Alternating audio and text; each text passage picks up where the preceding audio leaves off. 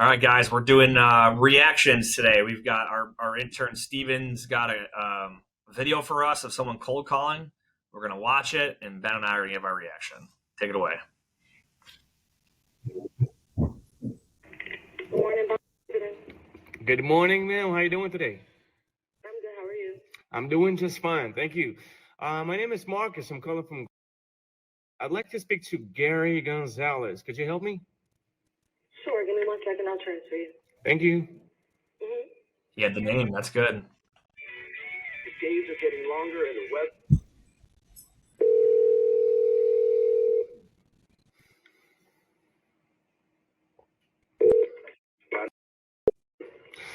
Good morning, sir.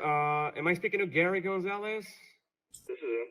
Nice to meet you, Gary. My name is Marcus. I'm calling from of companies, and we've been researching your company.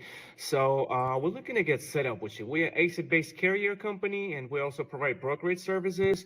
And we've been active since 2009, so we have pretty decent authority and insurance. So if you're interested, I already don't like this, but we'll board with you guys. We can send you the paperwork so you can take a look, see who we are, and basically get set up and work together.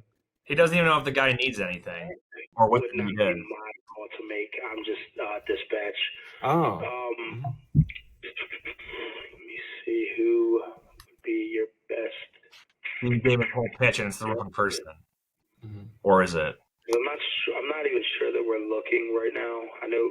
So when we distribute beer, and when we get it, it's usually the brewery that sets it up with us. So they go through their own people.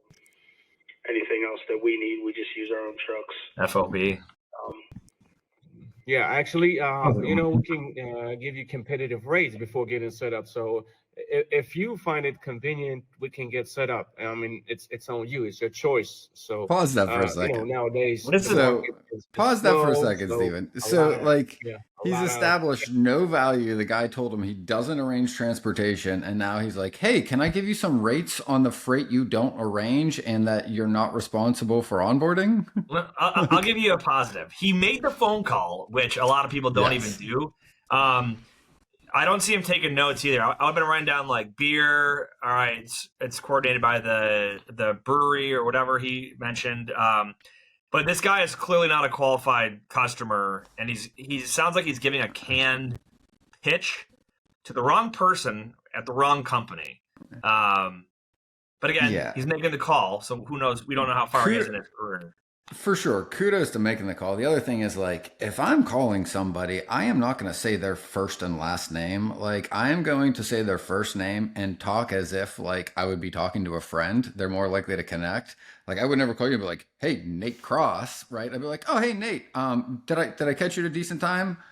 Like, I'm going to go into it in a way that definitely sounds a lot different than if I'm going into it, like, literally announcing who I am and calling them by their first and last name. Like, it's going to make them feel like they're being pitched. Yeah. Carriers, it's hard to get a carrier who would agree with the rate. So, in that aspects, we might come in pretty handy because we have 8,000 trucks on our own. And we also have more than 60,000 qualified carriers working under our brokerage authority. So, we might be useful for each other. Okay. I can direct you to, let me see, not Anthony. Maybe Sean. Let me direct you to Sean Sable House, see if he's interested. He's our logistics manager.